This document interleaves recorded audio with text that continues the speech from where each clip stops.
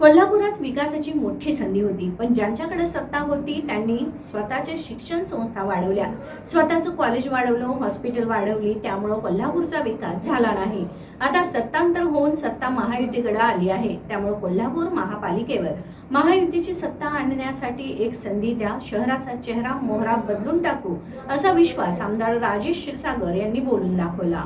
कोल्हापुरातील दैवज्ञ बोर्डिंगमध्ये झालेल्या मेळाव्यात आमदार राजेश क्षीरसागर म्हणाले, कोल्हापुरात विकासासाठी मोठ्या प्रमाणात संधी होती, मात्र याकडे कोणी फारसे गांभीर्याने पाहिलं नाही. त्यामुळे आपल्यापुढे पुणे, नाशिक, संभाजीनगर या शहरांनी प्रगती केली, मोठ्या प्रमाणात विकास केला आहे. आपल्याकडेही विकासाची गंगा आणायची आहे, IT पार्क करायचा आहे, त्यासाठी 15,000 कोटींचा निधी मिळवायचा आहे. मित्रांसोबत महापूर नियंत्रणासाठी 3,200 कोटी आणले आहेत, त्याचंही काम लवकरच सुरू होईल. आजपर्यंत आपण 2 वेळा महापालिका निवडणुका लढवल्या आहेत.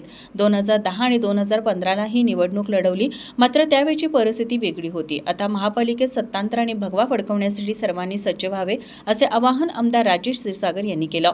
यावेळी शिवसेना उपनेत्या माजी आमदार जयश्री चव्हाण, जिल्हा प्रमुख सुजित चव्हाण, महानगर प्रमुख शिवाजी जाधव, शहर प्रमुख रणजित जाधव, महेंद्र घाडगे, मंगलताई साळोखे, पवित्रा रांगणेकर, अमरजा पाटील, किशोर घाडगे, अर्जुन आंबे, कुणाल शिंदे, अंकुश निपाणीकर आदी पदाधिकारी उपस्थित होते.